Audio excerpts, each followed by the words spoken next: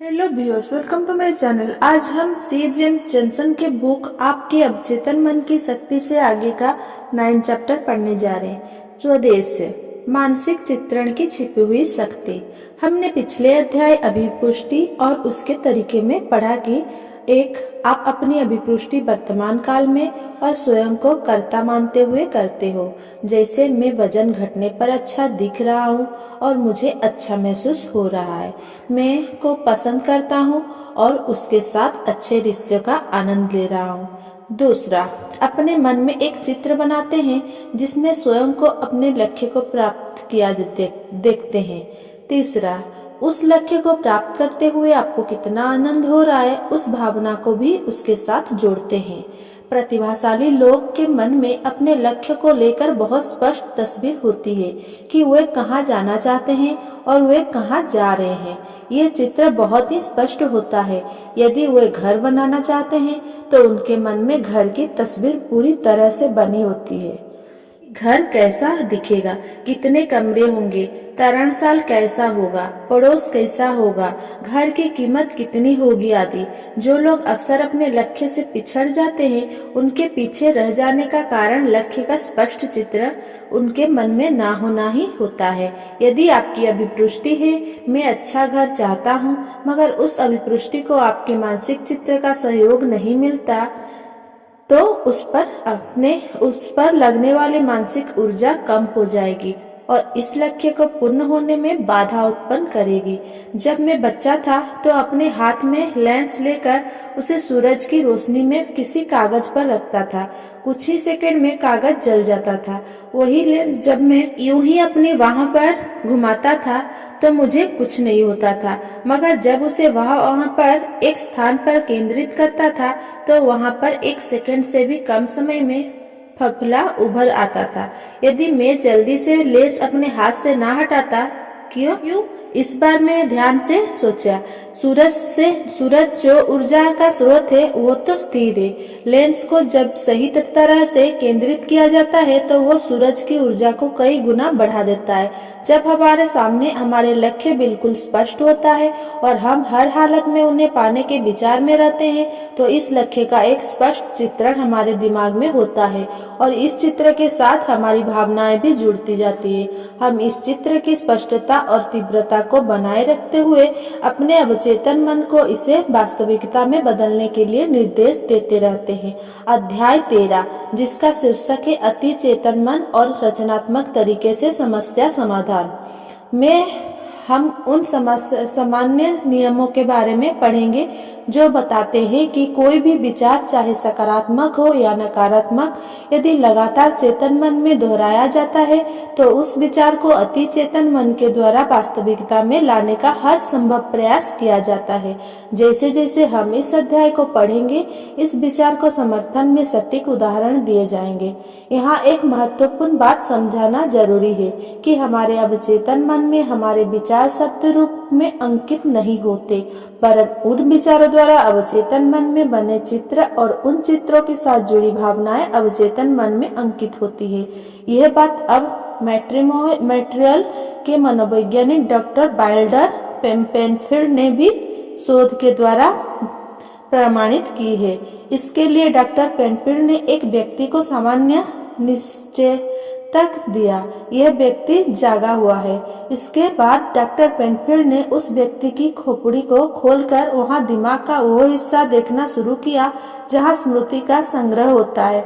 उन्होंने दिमाग की जांच शुरू की और उस व्यक्ति ने अपने जीवन के अनुभव इस तरह बताना प्रारंभ कर दिया मानो वे कभी घट ही रही हो।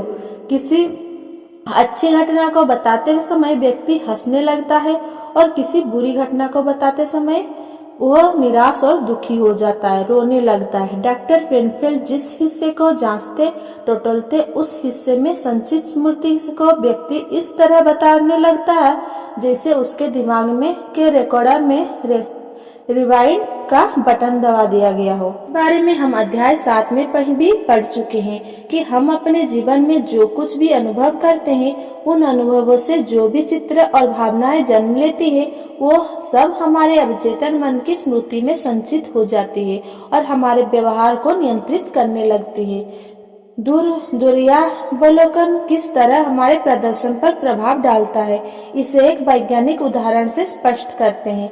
डॉक्टर अल्वारो पेक्युलर लियोन, जो हार्वर्ड चिकित्सा विद्यालय के चिकित्सा केंद्र वेद इजराइल डिकनेस में तंत्रिका विज्ञान की प्राध्यापक है। डॉक्टर डोरेस की पुस्तक the brain that changes itself में डॉक्टर डोरेस बताते हैं कि पेक्युलर पियानो के इस तरह पेनफील्ड द्वारा विकसित की गई तकनीक का प्रयोग टीएमएस के द्वारा किया, जैसे कि डॉक्टर डोरेस लिखते हैं। वाइल्डर पेनफील्ड ने मनुष्य की खोपड़ी को खोलकर विद्युतीय जांच यंत्र को मस्तिष्क में डालकर मस्तिष्क के संवेदी कॉर्टेक्स को उत्तेजित करने का प्रयोग किया। जब डॉक्टर पेक्युलर लियोनो ने टीएमएस मशीन शुरू करके मेरी उंगली को घुमाया तो मुझे ठीक वैसा ही महसूस हुआ जैसा डॉक्टर पेनफील्ड को अपने प्रयोग के दौरान उस व्यक्ति की खोपड़ी खोलकर उसमें इलेक्ट्रोड डालने पर हुआ होगा। डॉक्टर पेक्युलर को पीएमएस तकनीक द्वारा अंधे व्यक्तियों की ब्रेल सीखने की क्षमता को बढ़ाने में खासी मदद मिली। डॉक्टर डोरेस सीधी दृश्यीकरण और उसकी शक्ति के हमारे प्रदर्शन पर प्रभाव को बताने में डॉक्टर पेक्युलर पियानो ने को मिली सफलता की बात करते हुए कहते हैं कि उनके नए प्रयोग हमारे विचार, हमारे मस्तिष्क की भौतिक संरचना में परिवर्तन ला सकते हैं। ने पिछली सारी खोज को पीछे छोड़कर नए प्रतिमान तय किए हैं। उन्होंने टीएमएस द्वारा विचार प्रक्रिया में होने वाले बदलाव का अध्ययन पियानो सीखने वाले व्यक्तियों पर प्रयोग के दौरान किया। पेक्युलर लियोन का नायक अर्थात प्रसिद्ध स्पेनिश न्यूरो एनाटॉमिस्ट और नोबेल पुरस्कार विजेता सैंटियागो रोमन ने ई कहल, जिसने अपना सारा जीवन मस्तिष्क के लचीलेपन का अध्ययन करने में बिता दिया, ने बताया कि हमारे विचार के लिए उत्तरदायी अंग अर्थात मस्तिष्क कुछ हद तक लचीला होता है, उसमें बदलाव लाए जा सकते हैं और ये बदलाव विशिष्ट रूप से नियोजित की गई मानसिक गतिविधियों द्वारा संबद्ध हो सकते हैं। 1904 में उन्होंने कहा कि जिन विचारों को मस्तिष्क द्वारा मानसिक अभ्यास के रूप में बार बार दोहराया जाता है वे न्यूरॉन के बंधों को मजबूत करते हैं और नए बंधों बनाते हैं। उन्होंने ये भी विचार दिया कि अभ्यास की यह प्रक्रिया पियानो वादक जो लगातार अभ्यास करते हैं कि उंगलियों की गति को नियंत्रित करने वाले न्यूरॉन्स के द्वारा दोहराई जाती है।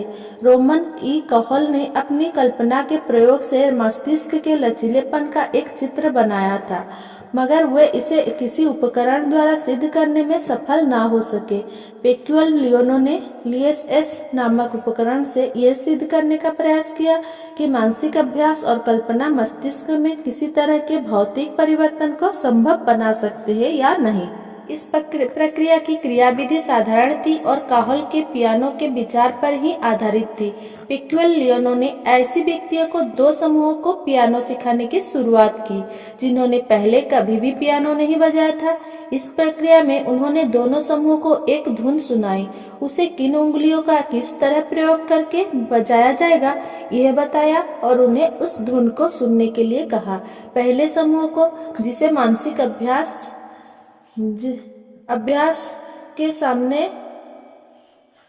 समूह का नाम दिया गया था, उन्हें एक विद्युत संचालित पियानो के कीबोर्ड के सामने 5 दिन रोज 2 घंटे बिठाया गया और उन्हें यह कल्पना करने के लिए कहा गया कि वे पियानो पर उस धुन को बजा रहे हैं और उस धुन को सुन भी पा रहे हैं। दूसरा समूह, जिसे शारीरिक अभ्यास समूह का नाम दिया गया, उसने वास्तव में पियानो पर उस धुन को बजाने और उसे सुनने का अभ्यास किया। हर एक समूह के सदस्य के दिमाग की संरचना का अध्ययन अभ्यास शुरू होने से पहले, हर दिन अभ्यास के दौरान और अभ्यास के बाद नियमित किया गया। इसके बाद दोनों समूह को उस धुन को बजाने के लिए कहा गया और कंप्यूटर ने उनके प्रदर्शन के स्तर को मापा। पेक्युलर लियोनो ने देखा कि दोनों ही समूहों ने पियानो पर वह धुन बजाना सीख ली थी और दोनों की ही मस्तिष्क की संरचना में समान परिवर्तन हुए थे। यह भी आश्चर्यजनक था कि मानसिक अभ्यास ने भी शारीरिक अभ्यास के मुकाबले ही मानसिक प्रक्रिया में बदलाव किए थे। पांचवें और अंतिम दिन मानसिक अभ्यास समूह के मस्तिष्क की संरचना में हुए बदलाव और शारीरिक अभ्यास समूह के मानसिक संरचना के बदलाव एकदम मिलते जुलते थे। यही नहीं, प्रयोग के तीसरे दिन तक मानसिक अभ्यास करने वाले बाधक भी शारीरिक अभ्यास करने वालों के समान ही प्रवीणता हासिल कर चुके थे। हालांकि पांचवें दिन मानसिक अभ्यास समूह का स्तर शारीरिक अभ्यास समूह में से कम था, मगर जैसे ही उन्हें 2 घंटे का शारीरिक अभ्यास का स्तर दिया गया, उनका स्तर भी शारीरिक अभ्यास समूह के बराबर आ गया। इस उदाहरण से यह स्पष्ट होता है कि मानसिक अभ्यास यह वह तरीका है जिसके द्वारा कम से कम शारीरिक अभ्यास द्वारा भी प्रदर्शन को ऊंचे स्तर को प्राप्त किया जा सकता है। डॉक्टर डोरेज आगे बताते हैं, मानसिक अभ्यास का सबसे बेहतर उदाहरण शतरंज का खेल मानसिक रूप से खेलना है।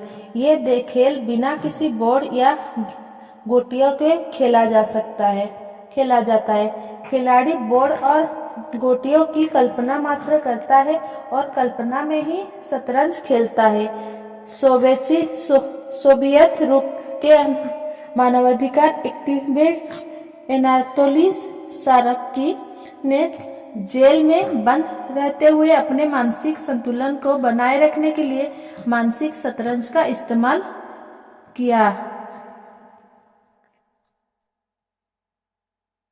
सारस्की, जो एक कंप्यूटर विशेषज्ञ थे, उन्हें 1977 में अमेरिका के लिए जासूसी करने के अपराध का झूठा आरोप लगाकर जेल में रखा गया था और उन्होंने जेल में 9 साल का समय बिताया।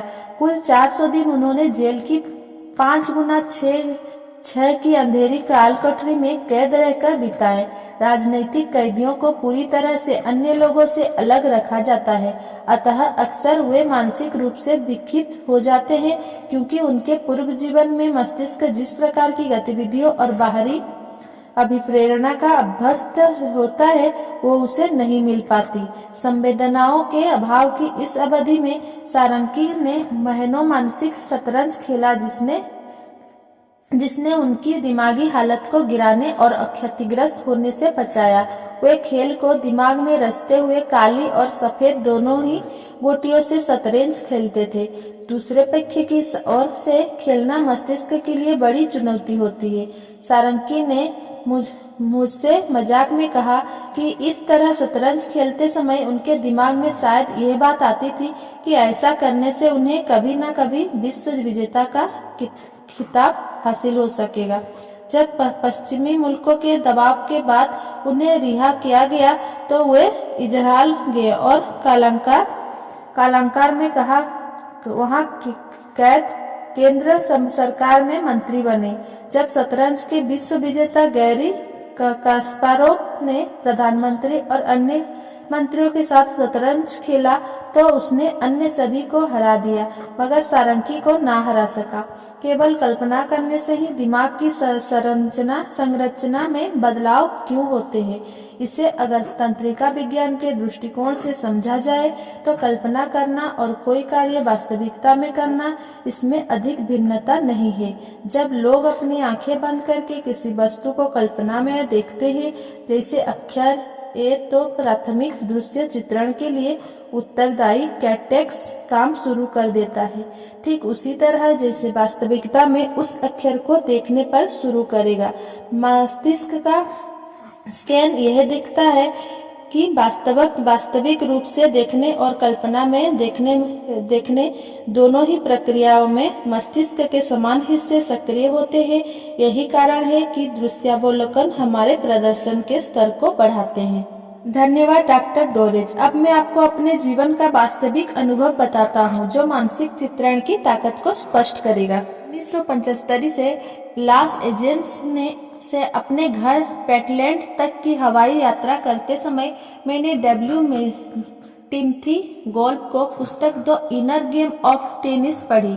मैं टीम को लेखन से इतना अधिक प्रभावित हुआ कि यात्रा समाप्त होते ही मैंने उन्हें ढूंढ निकाला और पेटलैंड में मेरी कंपनी के प्रबंधक और 2 यंग प्रेसिडेंट संस्था की आर्गन शाखा के अन्य सदस्यों से बातचीत करने के लिए आमंत्रित किया। उस आयोजन के बाद मेरे और टीम के बीच मित्रता और सहयोजन को बंद गहराने लगे और तब से ही मैंने मान लिया कि टीम मेरे जीवन में आए अच्छे शिक्षक और गुरुओं में से एक है। उन्होंने मुझे जीवन के किसी भी क्षेत्र में अपने प्रदर्शन को बेहतर बनाने के लिए आंतरिक खेल सिखाया, जिसके लिए वे टेनिस के लिए रूपक का उपयोग करते हैं। 1976 में जिम ने मुझे मेरी पत्नी और जेरी सहित कॉप्टर माउंटेन समूह कोलोराडो में शामिल होने का निमंत्रण दिया। टीम का कॉपर माउंटेन स्कीइंग का यह अनुभव उनकी नई पुस्तक इनर स्कीइंग का आधार बनने वाला था, जिसे वे सहयोगी लेखक बॉब क्रिजले के साथ लिखने वाले थे। मैं और मेरी पत्नी बचपन से ही स्कीइंग करते आ रहे थे और इसमें पारंगत थे। मैं हाई स्कूल में स्कूल की स्कीइंग टीम में था और आयु के 50वें वर्ष तक नौसिखिया के साथ स्पर्धा करता रहा और जीतता रहा। यहाँ तक कि जब मैं ये विवरण लिख रहा हूँ तो मैं और मेरी पत्नी सन वैली इदाहो में स्कीइंग माह का आनंद ले रहे हैं। यहाँ मैं यह स्पष्ट करना चाहता हूँ कि स्कीइंग मेरे लिए कोई अनोखा खेल नहीं है, मगर मैं स्कीइंग का पारंपरिक प्रशिक्षक भी नहीं हूँ। हम करीब 30 लोग कॉपर माउंटेन पर एक सप्ताह के लिए इनर स्कीइंग का अनुभव लेने के लिए एकत्र हुए। आप में से जो लोग स्कीइंग के अनुभवी है वे जानते हैं कि स्कीइंग के पारंपरिक प्रशिक्षक एक जैसे तकनीक निर्देश देते हैं, जिसमें प्रशिक्षक आपके कुछ स्की टर्न को देखता है और निर्देश देता है। घुटने झुकाओ, डाउनहिल स्की पर वजन डालो आदि। ये सारी प्रक्रिया बहुत ही मशीनी होती है। कॉपर माउंटेन पर ऐसा कुछ भी नहीं हुआ और फिर भी हमारी स्कीइंग की दक्षता में अपने आप वृद्धि हुई। जिस होटल में हम ठहरे थे वहाँ के बॉलरूम में नाश्ते के बाद हम सब इकट्ठे होते थे। हम स्कीइंग की पोशाक में होते थे और हमें बॉलरूम के कारपेट पर लेटने के लिए कहा जाता था। हमें विश्राम का एक व्यायाम करवाया जाता था और फिर हमें आंखें बंद करके स्वयं को कल्पना में स्कीइंग करते हुए देखने का कहा जाता था। हमें स्कीइंग की विविध ढलानों जैसे चिकनी, समतल व अन्य स्थितियों आदि का वर्णन किया जाता था और उन्हें दृश्यीकृत करने के लिए कहा जाता था। हर स्थिति को बताने के बाद हमें कहा जाता था कि स्वयं को उस स्थिति में स्कीइंग करता देखें। हम यह अभ्यास 30 से 45 मिनट तक करते थे। फिर हम वहां से बिलग होकर अपने अलग अलग समूहों में बंट जाते थे और स्कीइंग के लिए तैयार हो जाते थे। एक बार पहाड़ पर हमारे प्रशिक्षक, जिसे वास्तव में सुबोधदाता कहा जाना चाहिए, ने हमें बताया कि वो पहाड़ से नीचे की ओर 10 से 15 बार स्कीइंग करेगा और हम में से सभी क्रम से उसका अनुसरण करेंगे। जब हम ये कर चुके तो उसने केवल एक प्रश्न पूछा, आपका यह अनुभव सुबह की कल्पना या दृश्यावलोकन की तुलना में कैसा था? स्कीयर कहता था, मुझे लगता है मैं कमर से जरा ज्यादा ही झुक गया था या मेरे शरीर का ऊपरी हिस्सा अधिक गतिमान था। इस पर प्रशिक्षक केवल इतना कहता था, बढ़िया, सुबह के अपने दृश्यावलोकन के प्रति अधिक सजग रहे। वहाँ हमारे स्व आकलन को लेकर किसी तरह की असहमति या सहमति नहीं दिखाई जा रही थी। किसी तरह के सुधारात्मक निर्देश भी नहीं दिए जा रहे थे। केवल अपनी कल्पना में देखें, ये दृश्य के प्रति अधिक सजग होने की बात की जा रही थी। महत्वपूर्ण टिप्पणी: जब आप स्वयं को कोई गतिविधि करते हुए देखते हैं तो कल्पना में उस गतिविधि को करते समय आप गलतियां नहीं करते वरन पूर्ण कुशलता के साथ उसे संपन्न करते हैं।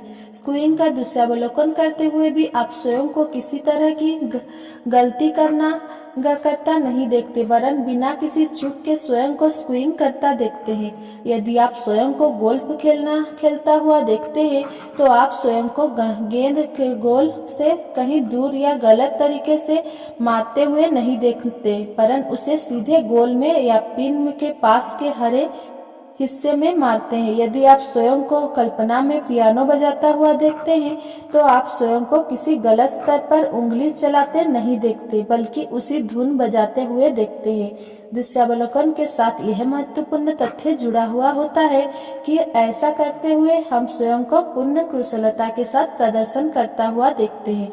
ये चित्र हमारे अवचेतन मन के पटल पर अंकित हो जाता है और हमें कैसा प्रदर्शन करना है ये निर्देश उसे देता है।